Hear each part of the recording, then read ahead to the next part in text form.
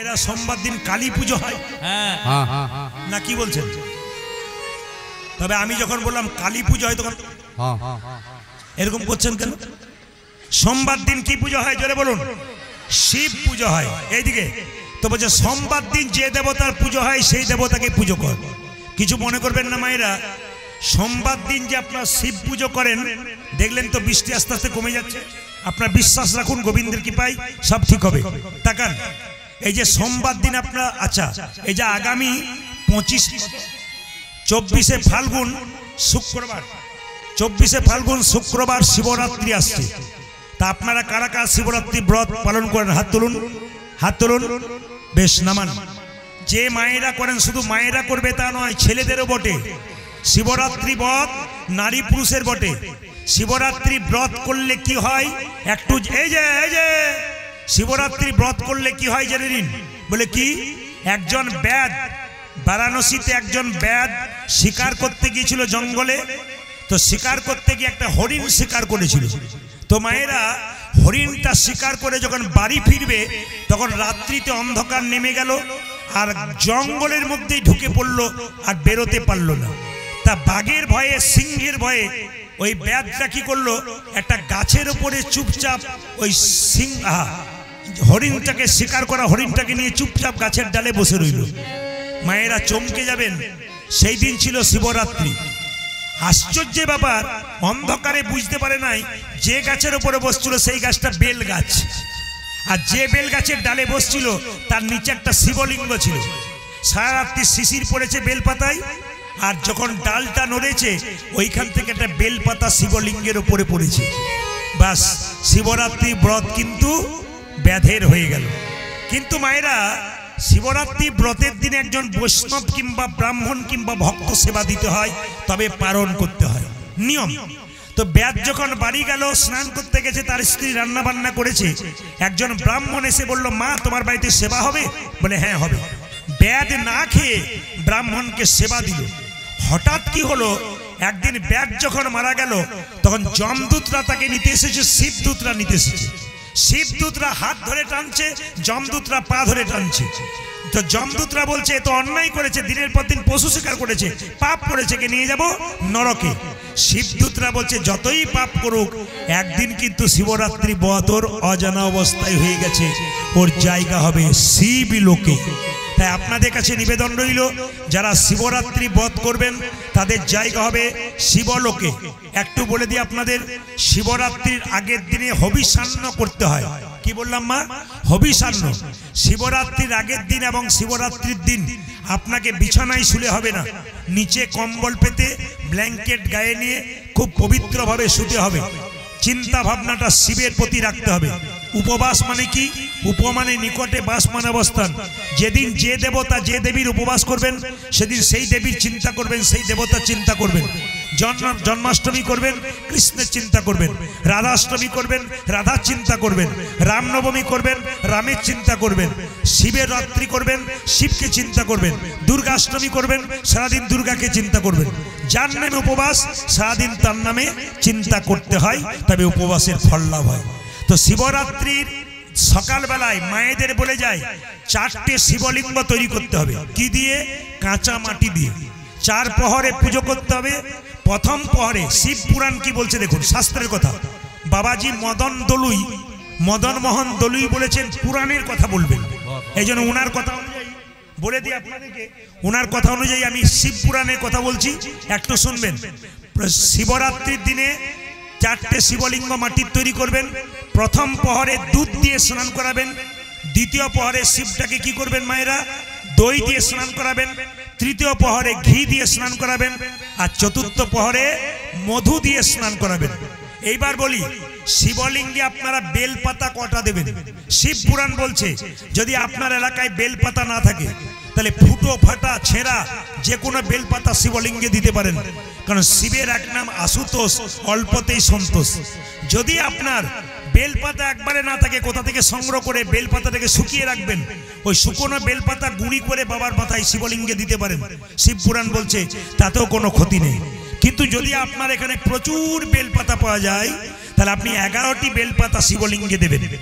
11টা কেন দেবেন মায়েরা? 11 হচ্ছে রুদ্র, মানে বাবার এক নাম রুদ্র, এই জন্য রুদ্র হচ্ছে 11 সংখ্যা সংস্কৃত ভাষায়, এই জন্য আপনারা 11টা দেবেন। এবার দেখুন বেলপাতার দুটো দিক থাকে, একটা কঠোর দিক, একটা পিচ্ছিল দিক। কোন দিকটা দিবেন শিবলিঙ্গে? পিছিল দিকটা দেবেন। যদি কঠোর দিকটা দিন তাহলে কি হবে? শিবলিঙ্গে বজ্রাঘাতের সমান হয়ে যাবে। তামার পাত্রে দুধ, দই, ঘি শিবলিঙ্গে যে দেবে অপরাধের ভাগী হবে। আগামীতে শিবরাত্রি আসছে, আপনারা কীর্তন শুনতে এসছেন, আপনাদের জেনে যেতে হবে, কালকে বিচার করবেন আমি কীর্তন শুনলাম 2 ঘন্টা 3 ঘন্টা, আমি কি শিখে নিয়ে এলাম। আপনি তামার পাত্রে দুধ, ঘি, দই যদি শিবলিঙ্গে দেন তবে বিষ তুল্য। আপনি যদি তামার পাত্রে কোনো দুধ, ঘি, দই খান ওটা বিষ তুল্য। তামার পাত্রে শিবলিঙ্গে জল দেবেন, পিতলের পাত্রে দুধ, ঘি, দই দেবেন। যদি পারেন তাহলে সিলভার পাত্র মানে রূপোর পাত্রে দেবেন। প্রশ্ন হচ্ছে রূপোর পাত্র তো সবার পক্ষে সম্ভব নয়, শাস্ত্র বলল মাটির পাত্র দিয়ে দুধ, ঘি, দই এবং জল আপনি দিতে পারেন বাবা শিবকে। বাবা গালে হাত দেবেন না, বাবা শিব খুব খুশি হয়ে যায়। এইবার বলে দিই মায়েরা, তাকাবেন আমার দিকে, শিবলিঙ্গে পরিক্রমা কবার করবেন? অর্ধেকবার। এটা যদি শিবলিঙ্গ হয়, এখান থেকে এতটা গেলেন, এখান থেকে শিবলিঙ্গে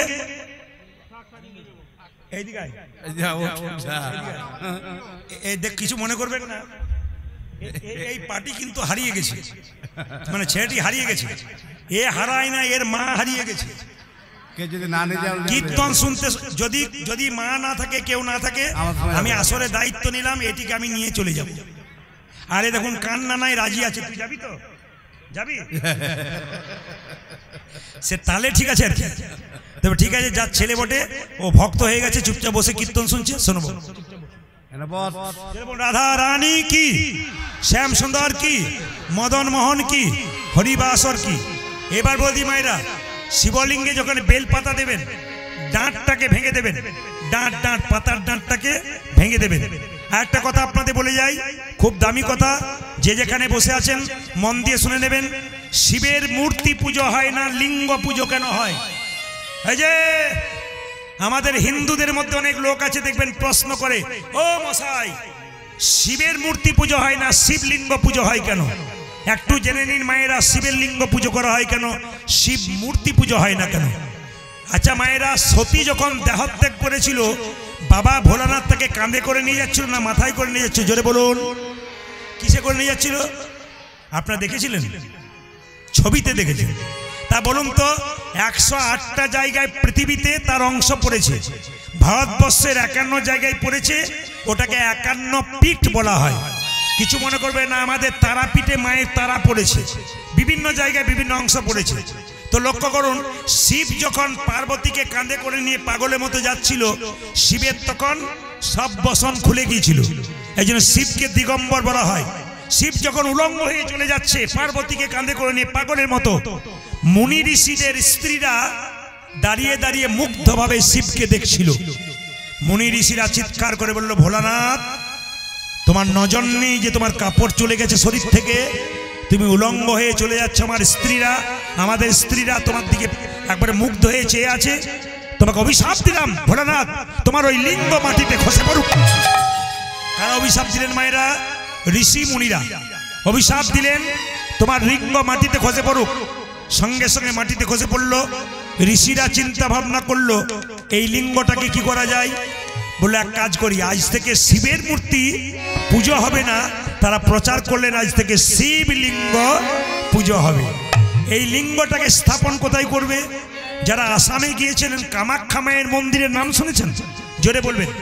আসাম গেলে দেখবেন কামাখ্যা মায়ের মন্দির আছে, ওখানে মায়ের জনিটা পড়েছিল, ওইখানে গিয়ে শিবলিঙ্গ প্রতিষ্ঠা করেছিল।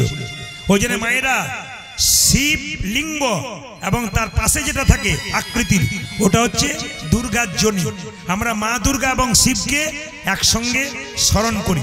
তবে একটা কথা বলি, যখন জল ঢালবেন, অভিষেকের জলটা যখন চলে যাবে নিচের দিকে, কেউ সেই জল পান করবেন না। কি বললাম?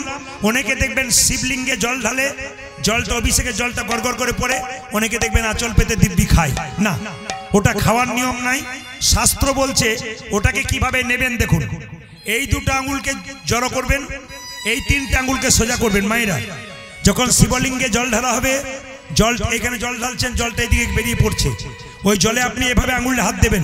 শাস্ত্র বলছে কিভাবে, তাকান, এরকম করে 3টে আঙুলে দেবেন, নিয়ে জলটা এরকম করে 3টে আঙুলে ঠেকিয়ে দুটো চোখে একটা কপালে, এই দুটো আঙুল চোখে, এইটা কপালে। কেন? ডান চোখ বাম চোখ আর এখানে একটা চোখ আছে, এই চোখটার নাম কি? জ্ঞান চোখ। এই জন্য 3টে আঙুলে দেবেন, আমাদের কৃপা হয়ে যাবে। তাই মায়েরা শিবলিঙ্গে পুজো করছে কে? ভবানী দেবী, সন্তান পাওয়ার জন্য। সবাই মাথায় কাপড় নিন, কিভাবে পুজো করছে দেখুন, সবাই তালি দিয়ে উলধ্বনি দিয়ে।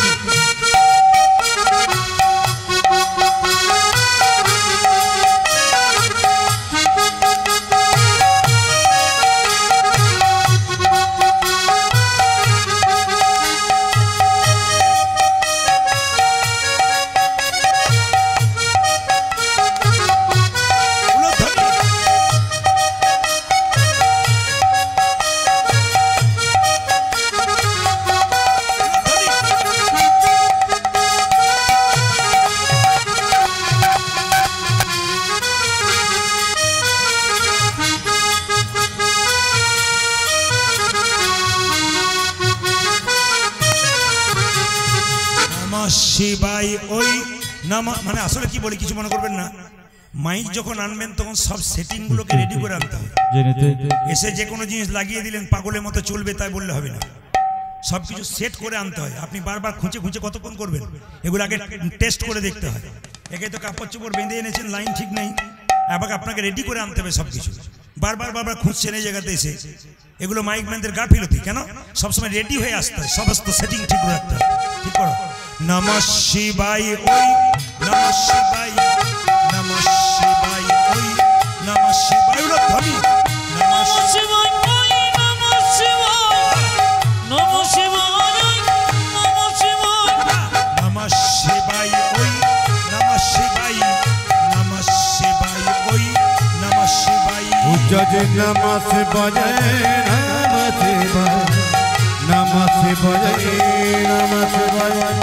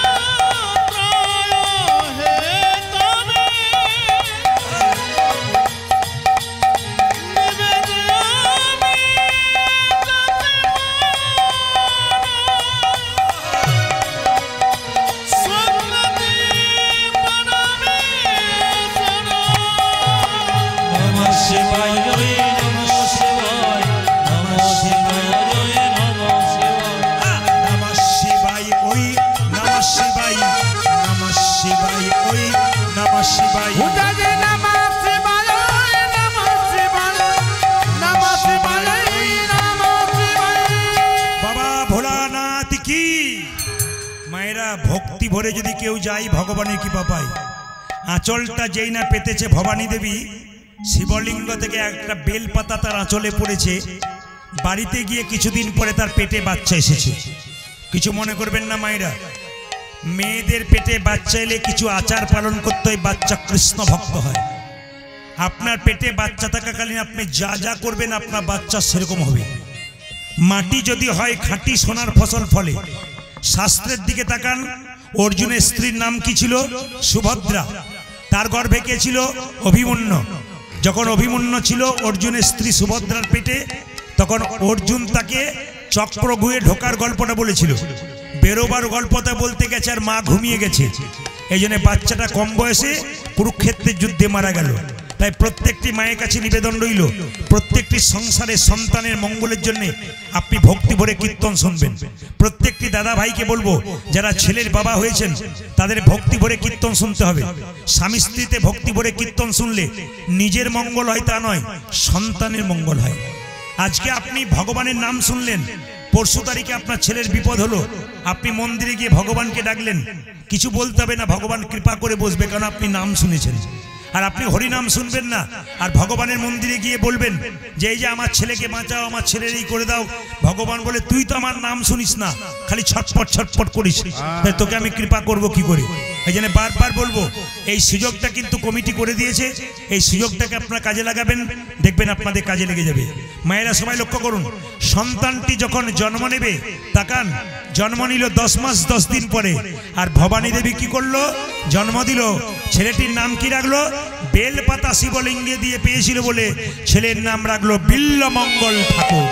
তাকান, কৃষ্ণ বেন্না নদীর তীরে, সবাই ভক্ত বলে লক্ষ্য করুন, সন্তান জন্ম নিল কৃষ্ণ বেন্না নদীর তীরে, কৃষ্ণ বেন্না গ্রাম, তথায় আসি জন্ম নিল বিল্ল ঠাকুর নাম। উলধ্বনি মায়েরা, কৃষ্ণ বেনা নদী তীরে, কৃষ্ণ বেনা গ্রাম, তথায় আসে জন্ম নিল বিল্ল ঠাকুর নাম। কৃষ্ণ বেন্না নদীর তীরে, কৃষ্ণ বেন্না গ্রাম, তথায় আসি জন্ম নিল বিল্ল ঠাকুর নাম। জন্ম নিল রে, বিল্ল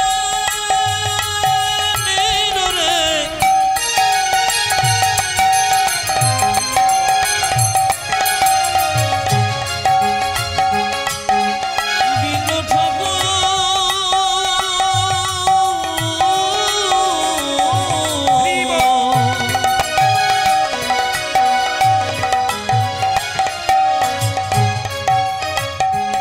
জন্ম নিল রে,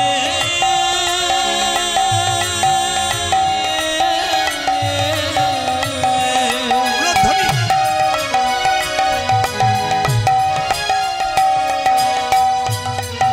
বিল্ল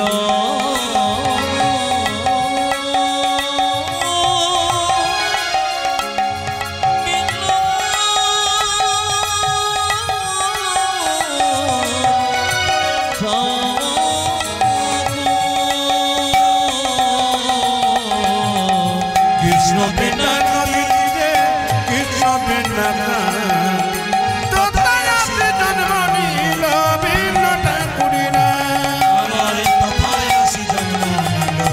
বিল্ল ঠাকুর নাম।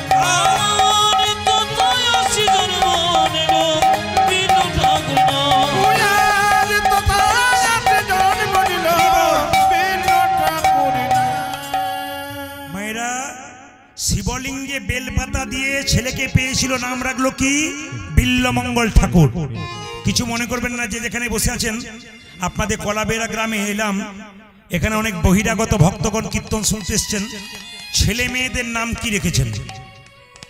শাস্ত্র বলল ছেলে মেয়েদের নাম ভগবানের নামের সঙ্গে রাখলে ভালো হয়, ছেলে মেয়েদের নাম মহাপুরুষের নামে রাখলে ভালো হয়। মনোবিজ্ঞানীরা বলছে যে ছেলের নাম যদি মহাপুরুষের নামে রাখা যায়, ছেলের ভাবটা কিছুটা ওইরকম হয়। যেমন ছেলের নাম বিদ্যাসাগর রাখলেন, দেখবেন ভালো হবে। ছেলের চিন্তা ভাবনাটা বড় হয়ে ভাববে আমার নাম বিদ্যাসাগর রেখেছে মা, তার মানে বিদ্যাসাগর একজন মহান পুরুষ ছিল, তার গুণাবলী কিছুটা লেবার চেষ্টা করবে। কিন্তু ছেলের নাম যদি নাট ভল্টু পল্টু আর সল্টু রাখেন, তাহলে আর ভাবনা চিন্তা আসবে?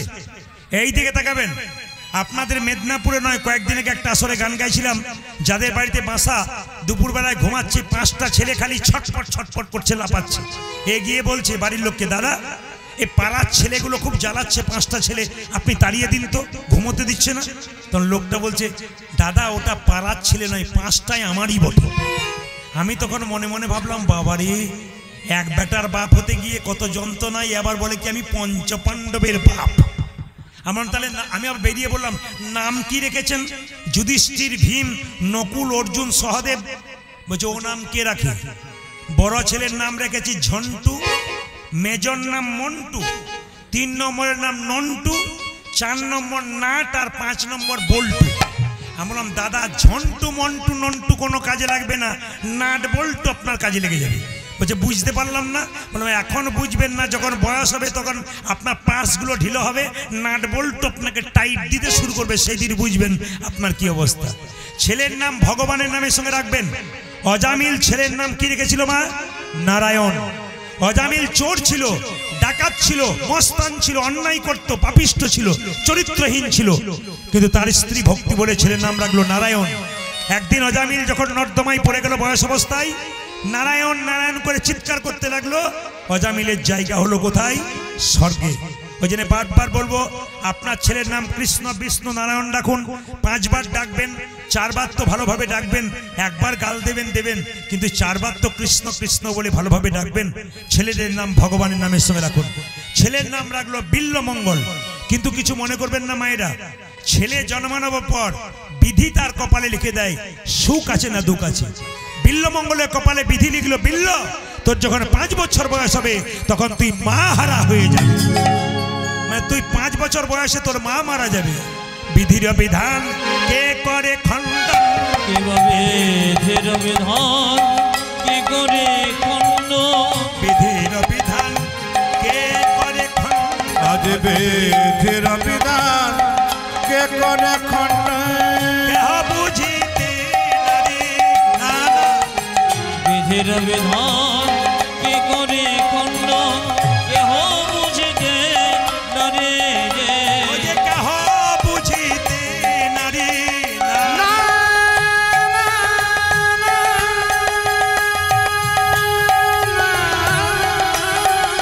উলধ্বনি মায়েরা,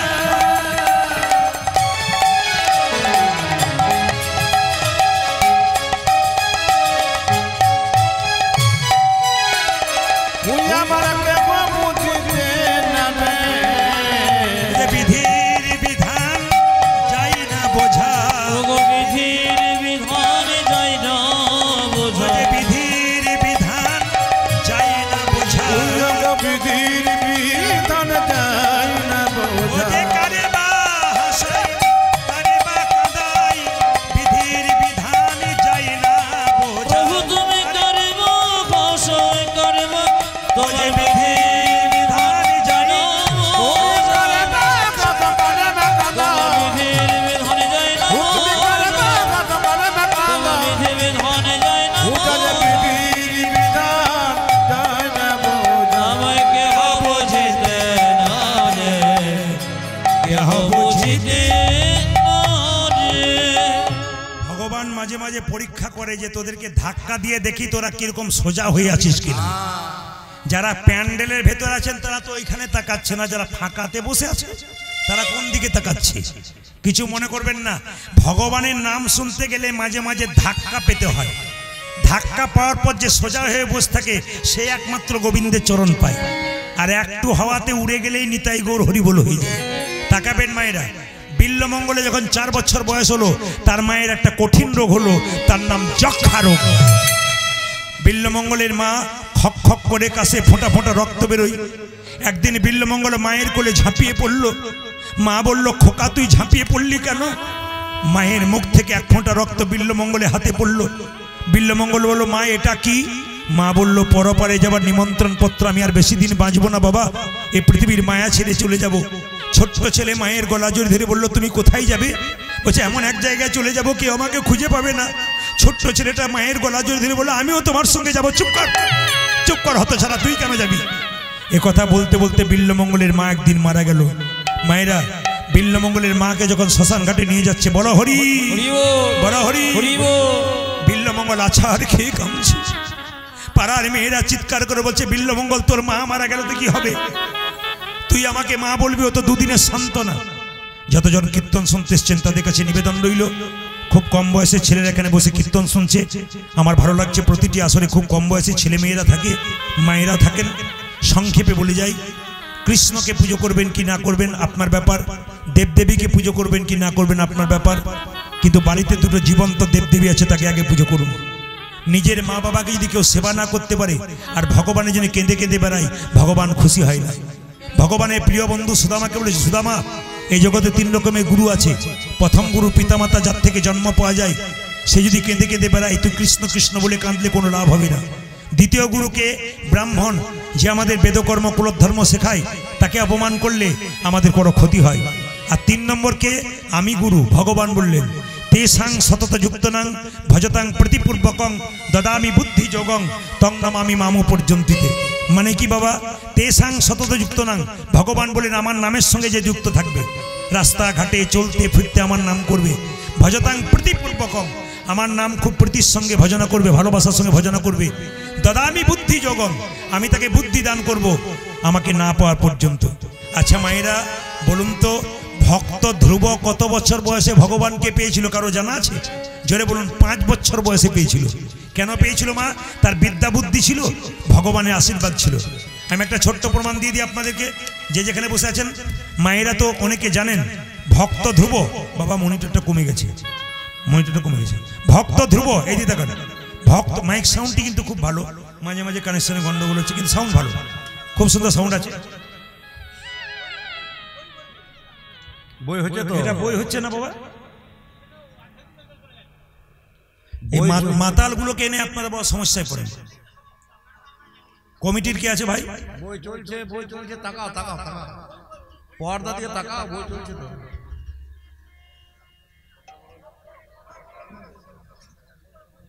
এই যখন কমিটির ছেলেগুলো আমার কাছে গেছিল, তখন এ বেশি কাটাকাটি করছিল আর কি। তখনই বুঝে নিয়েছি, তখন থেকে খেয়ে বসে আছে আর কি। জেলে বোন রাধা রানী কি। তবে যারা কিছু মনে করবেন না, যারা খায় সকালবেলায় দেখবেন কি করছিলি কাল রাতে, আমি তো কিছু করিনি, দেখবেন দিব্যি বলবে আর কি। রাধা রানী কি, শ্যাম সুন্দর কি, মদন মোহন কি। ভক্ত ধ্রুব 5 বছর বয়সে ভগবানকে পেয়েছিল। মায়ের নীতি যদি ভালো হয়, সন্তানের নীতি জোরে বলুন ভালো হবে। ধ্রুবকে ছোটবেলা থেকে কৃষ্ণ ভক্ত করেছিল বলে ধ্রুব কৃষ্ণ কৃপা পেয়েছিল। তাই আমি আপনাদের ছেলেদের জন্য বারবারে আসরে আবেদন করে গেলাম, প্রার্থনা করে গেলাম, প্রত্যেকের বাড়িতে এক একজন করে কৃষ্ণ ভক্ত সন্তান করুন। কেন বলুন তো? না, কৃষ্ণ ভক্ত সন্তান জন্ম দিলে কি লাভ হবে জেনে নিন মায়েরা। বলছে নিমাইকে সচিমাতা বলেছিল তোর বাবার পিণ্ডটা দিয়াই। নিমাই বলেছিল মা পিণ্ড দিলে কি হয়? বলে পিণ্ড দিলে 7 বংশোদ্ধার হয়। সঙ্গে সঙ্গে নিমাই বলেছিল মা পিণ্ড দিলে 7 বংশোদ্ধার হয়। কোনো বংশে একজন কৃষ্ণ ভক্ত সন্তান জন্ম নিলে 7 বংশ নয়, তার 14 বংশ উদ্ধার হয়ে যায়। আপনাদের কলাবেড়া গ্রামে খুব কম বয়সের ছেলেরা মদন বাবুর সঙ্গে এসেছিল। খুব কম বয়সের ছেলেরা এত ভদ্র, এত শান্ত। আমি অনেক জায়গায় গেছি, কিন্তু এত কম বয়সের ছেলেরা এত বিনয়ী, এত ভদ্র। আমি ওইখানেই বুঝতে পারলাম এত ভদ্র, এত বিনয়ী না হলে এত বড় প্যান্ডেল, এত সুন্দর লাইট, এত সুন্দর মাইকের ব্যবস্থা করতে পারে না। সুন্দর করে 6 মাস ধরে পরিশ্রমের ফল এদের। আমি বারবার আশীর্বাদ করে গেলাম হরিবাসরে দাঁড়িয়ে, এদের এই আসরটি আরও সুন্দর থেকে সুন্দর হবে। আপনাদের আপনাদের ভক্তের পদধূলিতে এই জায়গাটি বৃন্দাবন তথা নবদ্বীপে পরিণত হবে। নিতাই গৌর হরি হরি। মায়েরা, বিল্লমঙ্গলের মা যখন মারা গেল, মাকে যখন নিয়ে চলে গেল, বিল্লমঙ্গল কাঁদছে, মা তোমার মতো আপন আর কেউ নাই, তুমি যে মা সবে থেকে আপন। তুমি যে মা সবে থেকে মা তুমি যে মা সবে থেকে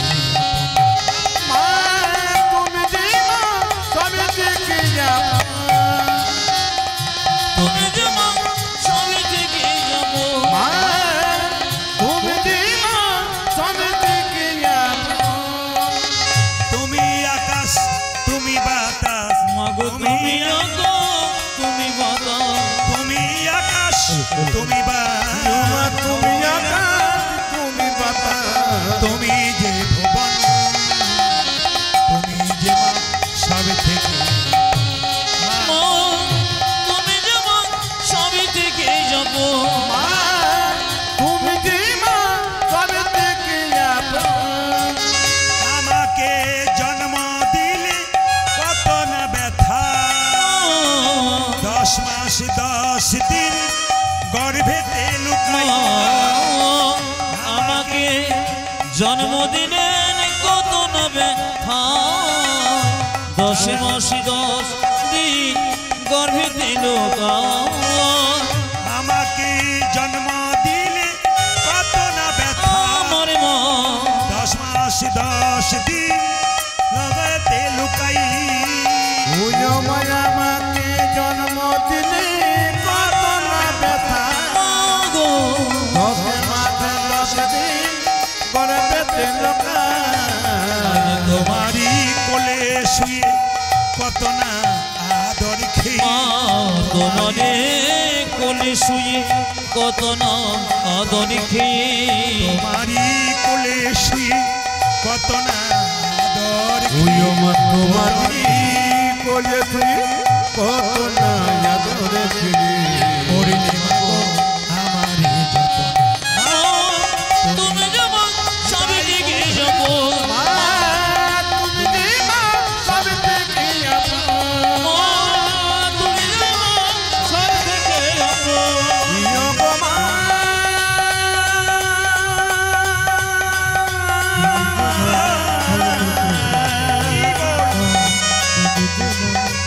জননী যে মা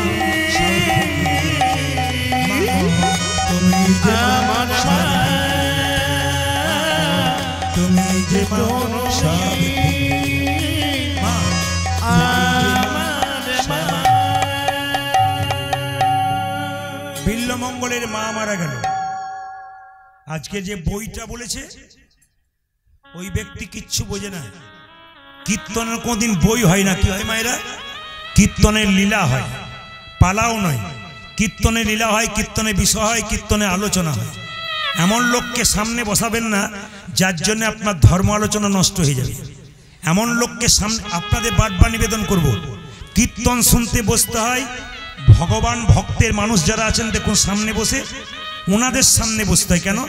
হরিনাম শুনছেন, আপনার ভক্তি নাই, যদি ভক্তের পাশে বসেন উনি দুটো হাত তুললেন তখন আপনিও হাত তুলে ফেলবেন। যখন প্রসাদ পাচ্ছেন ভক্তের পাশে প্রসাদ পাবেন, কেন বলুন তো? উনি প্রসাদটা পাওয়ার আগে কপালে ঠেকিয়ে প্রণাম করে তারপর পাবেন। এই জন্য প্রসাদ পাওয়া আর হরিনাম শোনা ভক্তের পাশে বসে শুনতে হয়। যারা মন দিয়ে কীর্তন শোনে তাদের পাশে শুনলে কোনো কৃপা হয়, মাতালের পাশে শুনলে মাতালের মতো অবস্থা হয়। আমি একটা নিবেদন আপনাদের করে দিয়ে যাব, শাস্ত্রের কথা, মহাভারতের কথা। এই দিকে তাকাবেন। যাত্রার বাড়িতে খাবার খাবেন না, এই দিকে তাকাবেন। যাত্রার বাড়িতে খাবার খাবেন না, আগে চিনবেন লোকটা কিসের জন্য সেবা দিচ্ছে। আপনাকে ডাকলো নিয়ে বললো আজ আমার বাড়িতে খেলে হতো না, আপনি পেট ভরে খেয়ে চলে এলেন না। আপনাকে চিন্তা করতে হবে ওই লোকটা কোন গ্রুপের লোক। ভক্ত, তিনি যদি বহু মানুষকে সেবা দিচ্ছে, যেমন এখানে কি প্রচুর মানুষের সেবা হয়েছে, এখানে বসবেন। কিন্তু কোনো ব্যক্তি যদি আপনাকে একা স্পেশাল খাওয়ালো কাজ উদ্ধার করবার জন্য, না।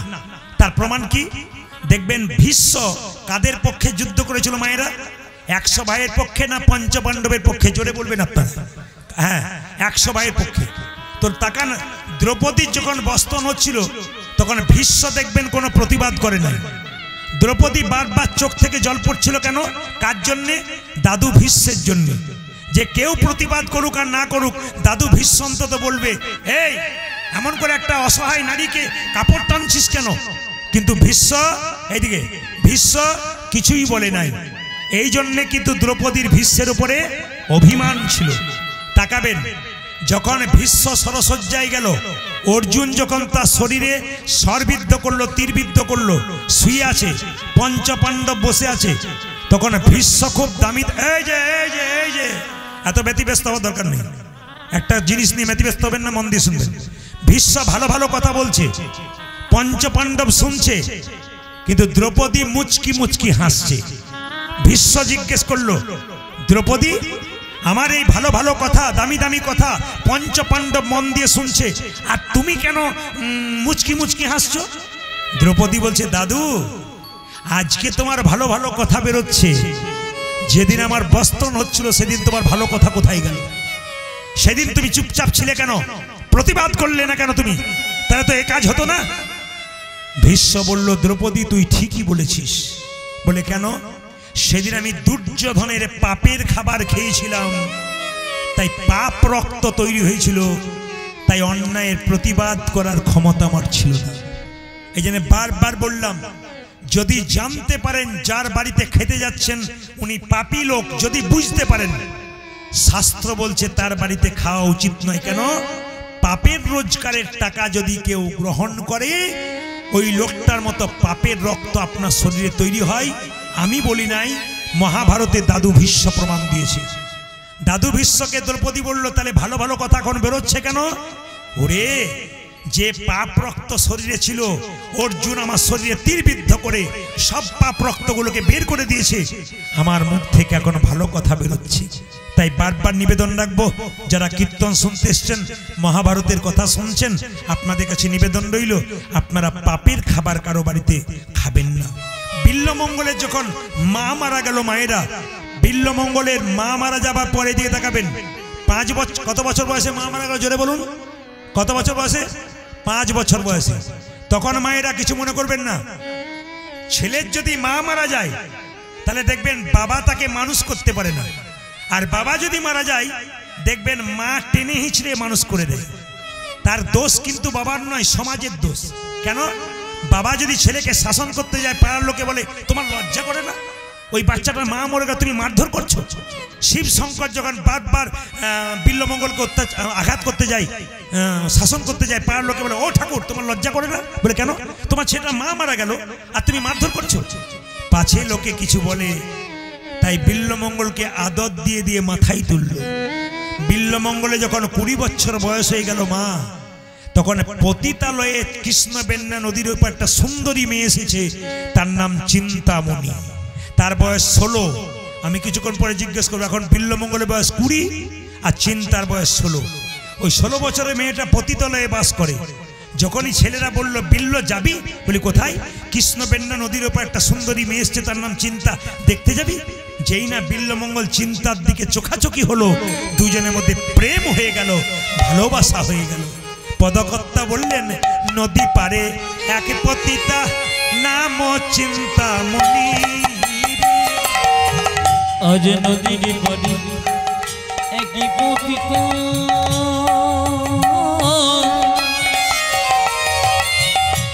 নাম চিন্তামণি, তাহাতে আসক্ত ব্রহ্ম দিবসর জনি, পূজা যে তাহাকে জাগে তপ্ত দিবস রজনী। তাহাতে আসক্ত ব্রাহ্মণ, আসক্ত ব্রাহ্মণ দিবসর জনি, আজ তাহাতে আসত ব্রহ্ম দেব সরজনী।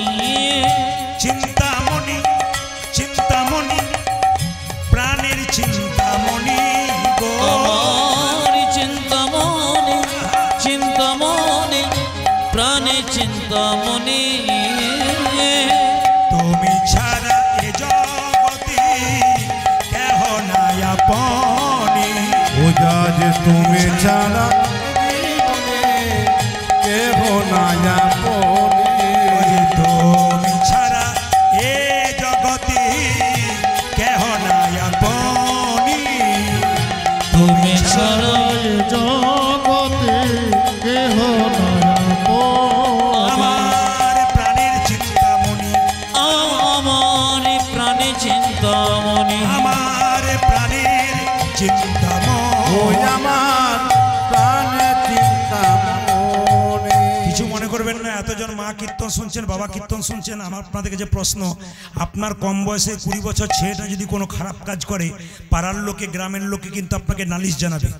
শিবশঙ্করের ছেলে যখন বারবার চলে যায় পতিতালয়ে, তখন বারবার বলতে, এই শিবশঙ্কর, ছেলের দিকে নজর দিয়েছো? বলে, কেন?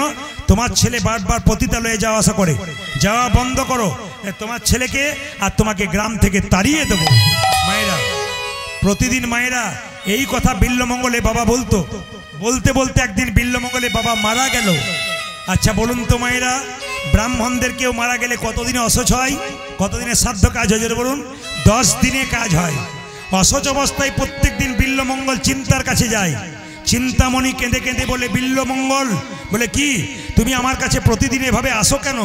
তুমি আমার কাছে এভাবে এসো না। বলে, কেন? তুমি যদি এসো তাহলে বাড়ির লোকে, গ্রামের লোকে তোমাকে কলঙ্ক দেবে। সঙ্গে সঙ্গে বিল্লমঙ্গল চিন্তার হাত ধরে ধরে বলল, চিন্তা, ছোট থেকে আমার মা মারা গেছে, এখন আমার বাবা মারা গেছে, আমার আপন বলতে একমাত্র তুমি। তুমি যদি না থাকো আমার পৃথিবীতে কেউ নাই। বিল্বমঙ্গলকে চিন্তা বললো কালকে তোমার বাবার শ্রাদ্ধ, কাল যদি এসেছো আমি বিষ খেয়ে আত্মহত্যা করব। বিল্বমঙ্গল চিন্তার হাত ধরে বলে, চিন্তা তুমি মরে গেলে আমার কেউ নাই, আমিও বিষ খেয়ে মরবো।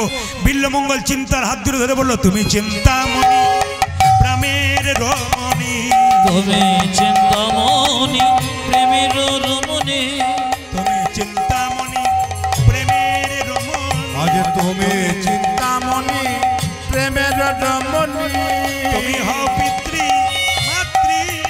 মামনি তুমি চিন্তামণি,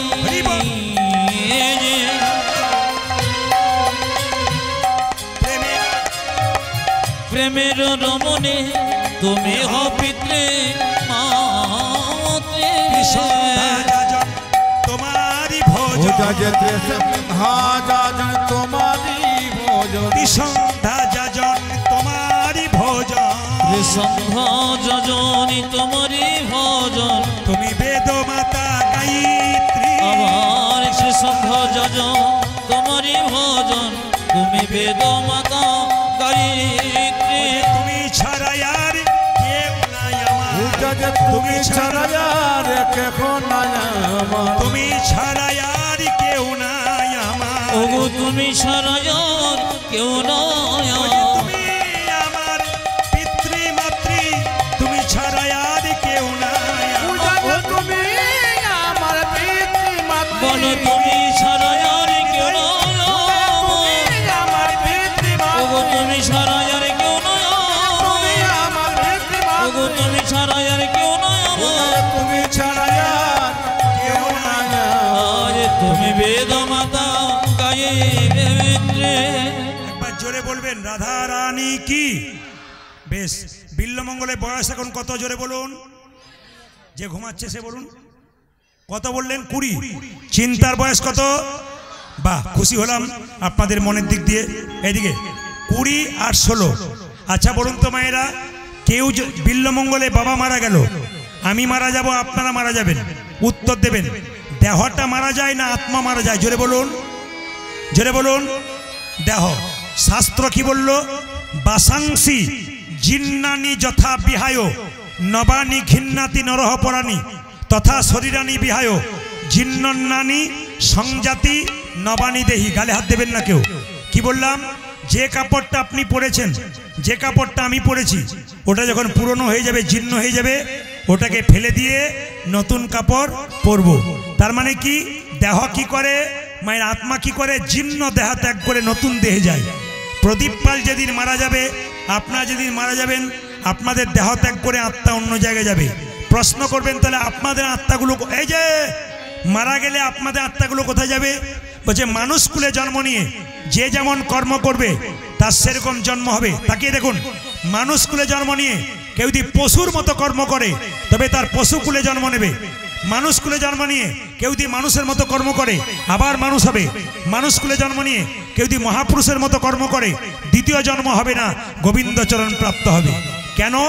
যে ধানকে সেদ্ধ করে মাঠে ছড়ানো হয় সেই ধানের যেমন নতুন গাছ হয় না, যে দেহ হরিনামে সিদ্ধ হয়ে যায় তার দ্বিতীয় জন্ম হয় না, তার গোবিন্দের চরণে প্রাপ্ত হয়ে যায়।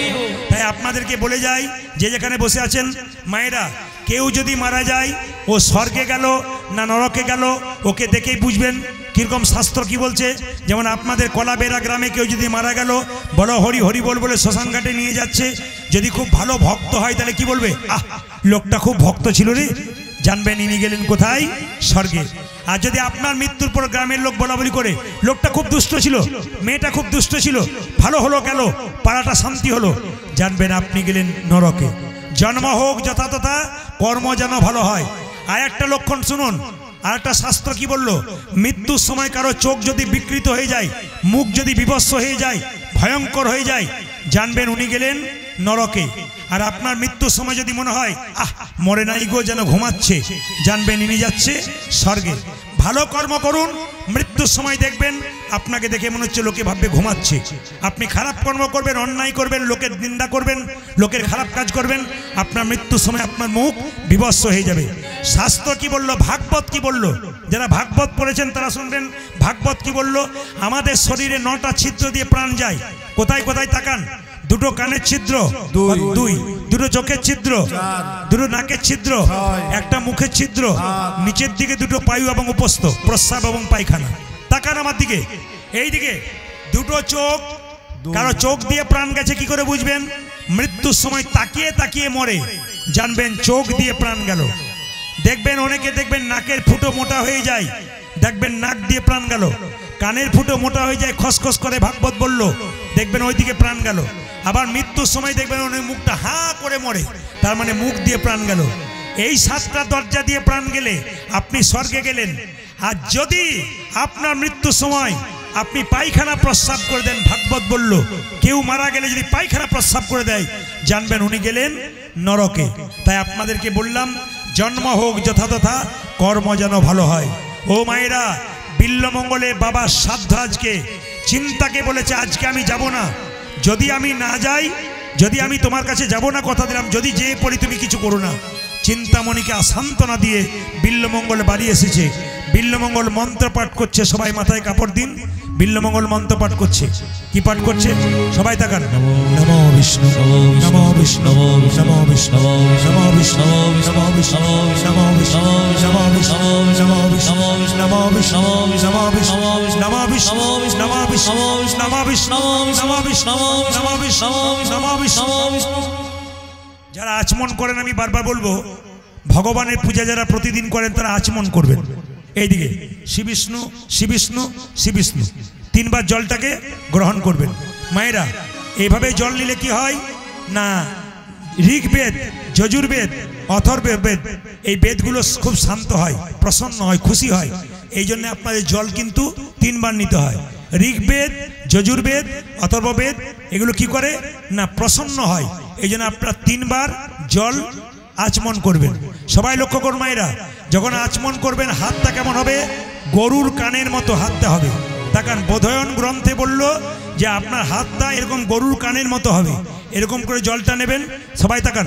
নমো বিষ্ণু, নমো বিষ্ণু, নমো বিষ্ণু, নমো বিষ্ণু, নমো বিষ্ণু, নমো বিষ্ণু, নমো বিষ্ণু, নমো বিষ্ণু, নমো বিষ্ণু, নমো বিষ্ণু, নমো বিষ্ণু, নমো বিষ্ণু, নমো বিষ্ণু, নমো বিষ্ণু। বিল্লমঙ্গলকে ব্রাহ্মণ মন্ত্র পাঠ করাচ্ছে, আর বিল্লমঙ্গল উদাসীন হয়ে বসে আছে। কেন বলুন তো? মন যদি থাকে কিয়া বনে, কি করবে? হরিনাম সংকীর্তনে। বলুন তো মায়েরা, বিল্লমঙ্গলের মনটা কোথায় পড়ে আছে? জোরে বলুন। চিন্তার কাছে পড়ে আছে। যেই না বলেছে বল বিল্ল, নমো বিষ্ণু, নমো বিষ্ণু, নমো বিষ্ণু, নমো বিষ্ণু, নমো বিষ্ণু, নমো বিষ্ণু, নমো বিষ্ণু, নমো বিষ্ণু, নমো বিষ্ণু, নমো বিষ্ণু, নমো চিন্তামণি, নমো চিন্তামণি।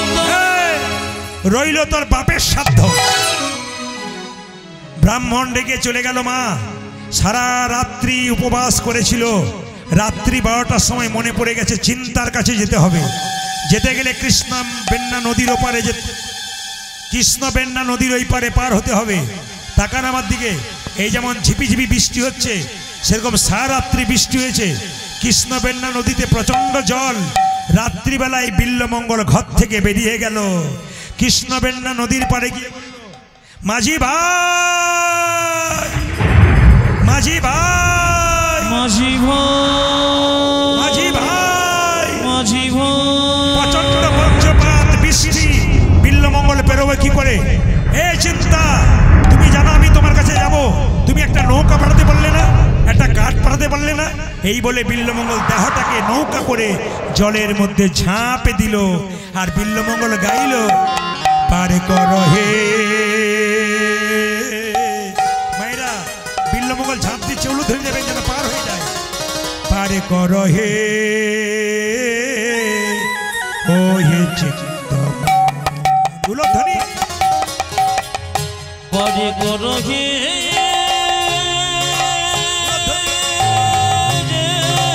বিল্লমঙ্গল নদী পার হচ্ছে চিন্তার কাছে যাবে বলে। চিন্তামণি,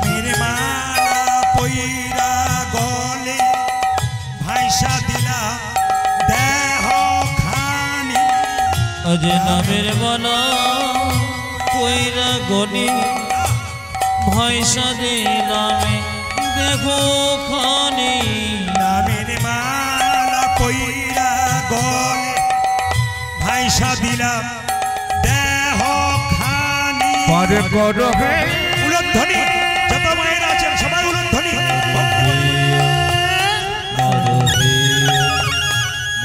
চিন্তামণি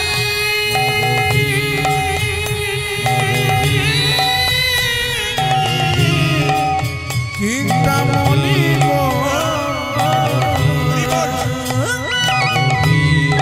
আজ আমায় তুমি পার করো গো। মায়েরা নদীর জলে যখন ঝাঁপ দিয়েছে একটা কালো কাঠ দেখতে পেল। বিল্লমঙ্গল বলল, বা চিন্তা, তুমি আমার জন্য একটা কালো কাঠ পাঠিয়ে দিয়েছো। মায়েরা কালো কাঠটাকে ধরে বিল্লমঙ্গল পার হচ্ছে কিভাবে? প্রেমা বেগে লইয়া ডুবাই জল বেগে, প্রেমা বেগি লইয়া ডুবাই জলে বেগে, প্রেমা বেগে লইয়া ডুবাই জল বেগে। বিল যাই রে বিল্লমঙ্গল পার হচ্ছে, সবাই দাঁড়িয়ে।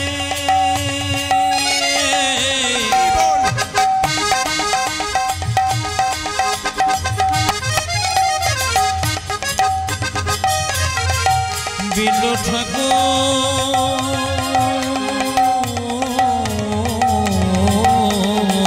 এই বল।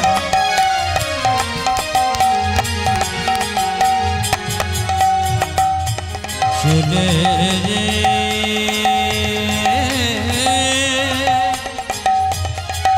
চলে রে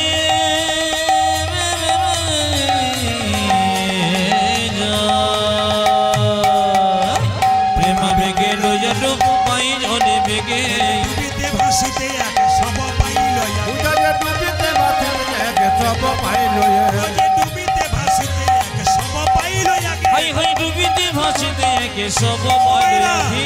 বিল্লমঙ্গল জলে ঝাঁপ দিয়ে একটা মরা দেহ খুঁজে পেল। কালো কাঠ, ওর মরাটাকে ভাবলো কালো কাঠ বটে। কি করলো?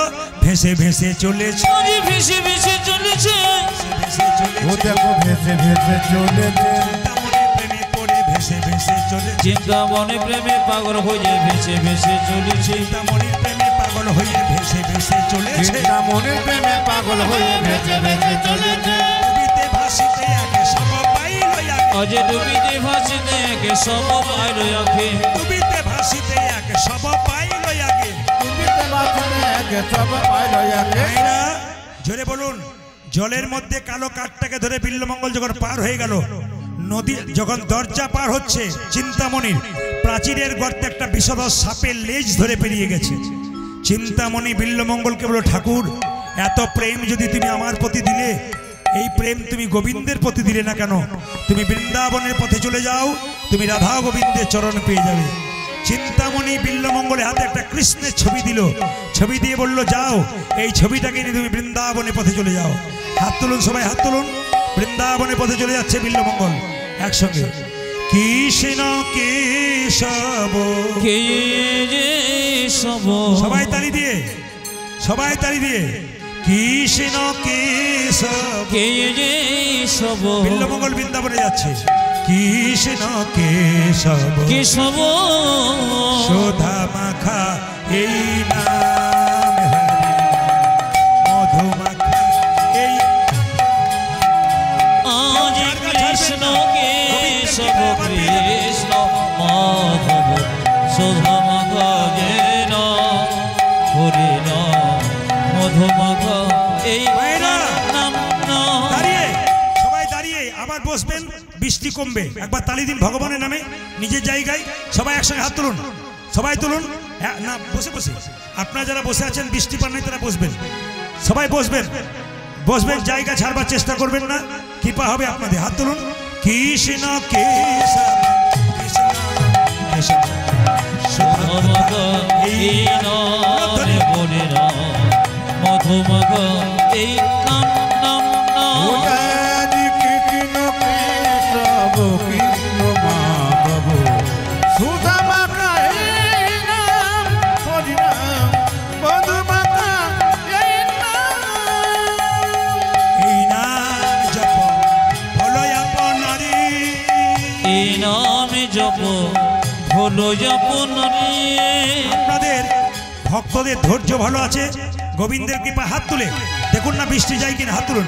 এই নামে জপ হলো আপনারে, এই নামে জপ হলো যাপন রে।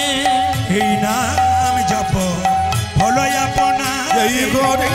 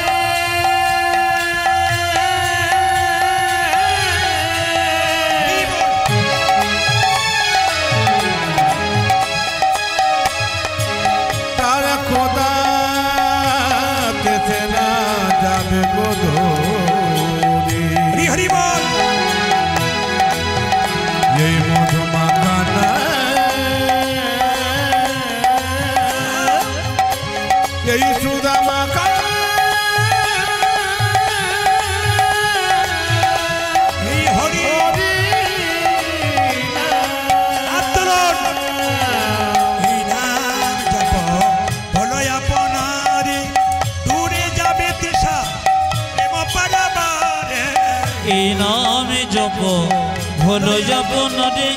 দূরে যাবে কৃষ্ণ প্রেম বরমরে, দূরে যাবে তৃষা প্রেম পারাবারে, আজ দূরে যাবে কৃষ্ণ প্রেম পারাবারে।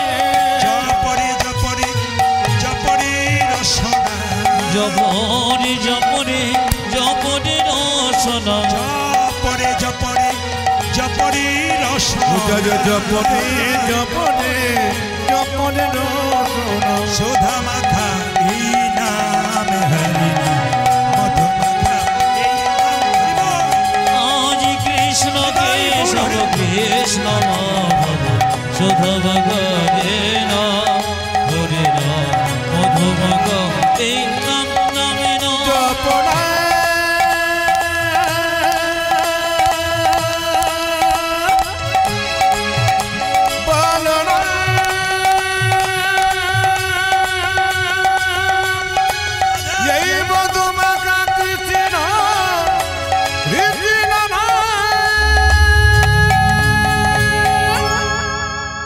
আপনাদের ধৈর্যকে বলিহারি দেওয়া যায়।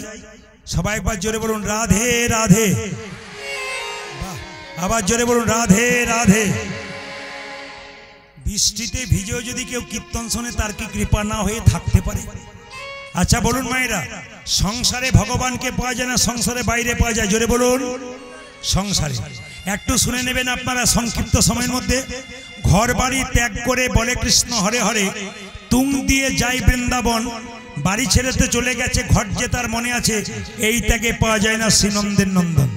সংসার ছেড়ে বৃন্দাবনে যাচ্ছেন, মাঝ রাস্তায় মনে পড়ে গেল মেয়েটার বিয়ে হয় নাই, ছেলেটার চাকরি হয় নাই, এরকম পিছু চিন্তা হলে ভগবানকে পাবার চান্স নাই। কে পেয়েছিল মা? জনক রাজা ঋষি যিনি। হ্যাঁ দেখুন আবার বসে যাচ্ছে, বৃষ্টি কমছে, বসে যান বসে যান, একবার বসে যান ভক্তি। আরে আজ বৃষ্টি হোক না, চাদর নিয়ে বসে যান, কোনো অসুবিধা নেই, একবার প্রেম সে বসে যান। ভগবান দেখছে পরীক্ষা করে, আজকে ঝাপড়ে বৃষ্টি দেবো, দেখি এরা কেমন কি করে। এইদিকে হ্যাঁ আপনারা বলুন রাধে রাধে, খুশি খুব প্রেম সে, বেশ বেশ সবাই। হ্যাঁ চিৎকার করলে হবে না কিন্তু, আমি জানি এত বৃষ্টি পড়ছে আপনাদের অসুবিধা হচ্ছে, তবু শুনে নেবেন আস্তে। জনক ঋষি রাজা যিনি পূর্ণত্যাগী ছিলেন, তিনি কোনদিন সংসার ত্যাগ করেন নাই। সোনার পুরীতে বসে থাকতো, মনকে সে যে গোলকে রাখতো। এরকম যদি ত্যাগী হওয়া যায়, ভগবান কৃষ্ণের চরণ পাওয়া যায়। ও মায়েরা, আপনাদের দু চার ভরি সোনা হলে কত আনন্দ হয়, অহংকার হয়। জনক রাজা সীতার বাবা সোনার পুরীতে বসে থাকতো, মন রাখতো গোবিন্দের চরণে। এর থেকে কি বুঝলেন? গাড়ি বাড়ি টাকা পয়সা ধন দৌলত থাকবে, মন থাকবে কোথায়? গোবিন্দের চরণে। শাস্ত্র কি বলল? পাকাল মাছ পাকে থাকে,